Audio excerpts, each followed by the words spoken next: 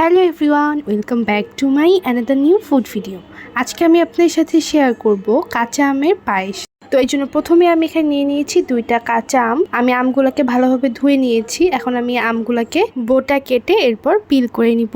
আর এই কাঁচা আমের পায়েসটা বানানোর সময় অবশ্যই খেয়াল রাখতে হবে যেন আমটা কাঁচা হয়। অর্ধ পাকা আম দিয়ে কিন্তু এই কাঁচা আমের পায়েসটা ভালো হবে না। আর সবচেয়ে ভালো হয় যদি আপনারা একবারে কচি আম, অর্থাৎ যে আমের ভিতরে আটিটা কাঁচা থাকে, সেই আমটা নির্বাচন করতে পারেন, তাহলে পায়েসটা আরো ভালো হবে।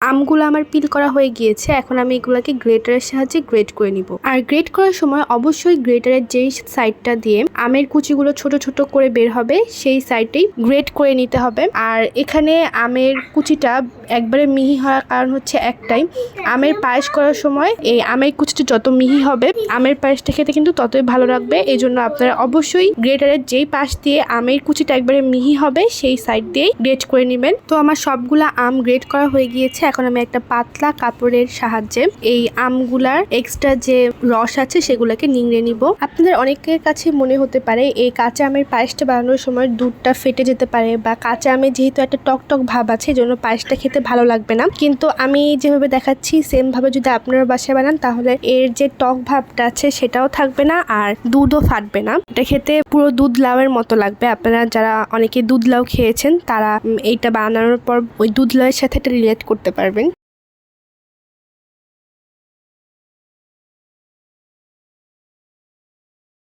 তো আমের ঝুড়ি থেকে আমার প্রায় অনেকগুলো রস বের হয়েছে। এই রসগুলো দিয়ে আপনার চাইলে জুস বানিয়ে বা আইসক্রিম বানিয়ে খেতে পারেন। আর আমের ঝুড়ি হয়েছে প্রায় হাফ কাপের মতো। এখন আমি একটা পানি ভর্তি বাটিতে এই আমের ঝুড়িগুলা 3 ঘন্টার জন্য ভিজিয়ে রাখবো। আর এই আমের ঝুড়িটা কিন্তু নর্মাল টেম্পারেচারের পানিতে ভিজিয়ে রাখতে হবে। আর ভিজিয়ে রাখা অবস্থায় এটা ফ্রিজে রাখা যাবে না।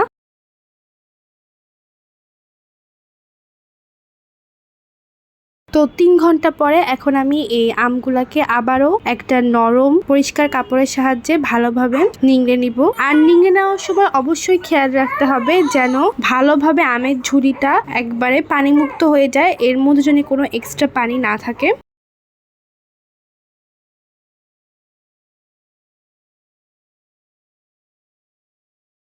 তো আমের ঝুড়িগুলো ভালোভাবে পানি থেকে নিংড়ে নেওয়ার পর এখন আমি আবারও এই আমের ঝুড়িগুলোকে একটা পানি ভর্তি বাটির মধ্যে 3 ঘন্টার জন্য রেখে দিব। অর্থাৎ এই আমের ঝুড়িটাকে 3 ঘন্টা মোট 6 ঘন্টা এই পানির মধ্যে ভিজিয়ে রাখতে হবে। আর এই 6 ঘন্টার মাঝে একবার উঠিয়ে এটাকে ভালোভাবে নিংড়ে আবারও পানির মধ্যে দিয়ে রাখতে হবে। তো 3 ঘন্টা মোট 6 ঘন্টা এই আমের ঝুড়িটাকে ভিজিয়ে নেওয়ার পর আমি এখন এটাকে ফাইনালি ভালোভাবে পানি থেকে নিংড়ে নিব।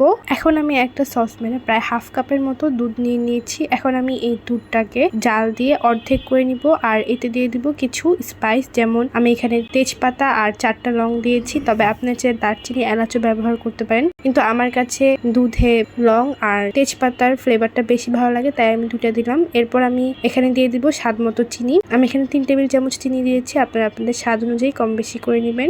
এখন আমি এই দুধটাকে জাল দিতে দিতে অর্ধেক করে নিব। তো এই তো জাল দিয়ে দিতে আমার দুধটা অনেকটা ঘন হয়ে এসেছে আর অর্ধেক হয়ে গিয়েছে। এখন আমি এই দুধটায় যে এক্সট্রা স্পাইস অর্থাৎ লং আর তেজপাতা ব্যবহার করেছিলাম সেগুলোকে উঠিয়ে নিব। আপনারা চাই রাখতেও পারেন, তবে আমি এগুলো এই পর্যায়ে উঠিয়ে নিব দুধটা জাল দেওয়ার পর। কারণ রেসিপিটা বানানোর পর এরপর এগুলা যদি মুখে লাগে তাহলে খেতে অনেকটা বাজে লাগে, এই জন্য আমি এই পর্যায়ে এগুলোকে উঠিয়ে নিচ্ছি। এরপর এই পায়েসটাকে আমি যে বাটিতে সেট করব সেই বাটিতে একে একে দুধটাকে ঢেলে এরপর আমি এটাকে পুরোপুরি ঠান্ডা করে নেব। আর এই পর্যায়ে কিন্তু দুধটাকে একবারে পুরোপুরি ঠান্ডা করে এরপরই কাঁচা আমটা এখানে দিতে হবে। তো আমার দুধটা পুরোপুরি ঠান্ডা করা হয়ে গিয়েছে। এখন আমি এখানে এই কাঁচা আমের ঝুড়িটা দিয়ে এরপর এটাকে খুব ভালোভাবে মিশিয়ে নিব। মিশিয়ে নিলেই তৈরি হয়ে যাবে আমার মজাদার আমের পায়েস। এটাকে মিশানোর সময় একটু ভালো করে মিশাতে হবে, কারণ এই আমের ঝুড়িটা দলা পেকে থাকতে পারে, যেহেতু এটা অনেক ভালোভাবে নিংড়ে নেওয়া হয়েছে পানির থেকে, জন্য এটা একটু দলা দলা থাকবে। আপনারা একটু এর জন্য সময় নিয়ে এটাকে মিশিয়ে নেবেন খুব ভালোভাবে দুধের সাথে। কাঁচা আমের পায়েসটা আমি ফার্স্টবারই বানিয়েছি। বানানোর পর আমার কাছে এত ভালো লেগেছে, শুধু আমি না বাসায় সবাই খেয়ে বলেছে অনেক নাকি মজা হয়েছে। তো ভাবলাম এই জন্য রেসিপিটা আপনাদের সাথে শেয়ার করি। So make this food and enjoy with your family. By.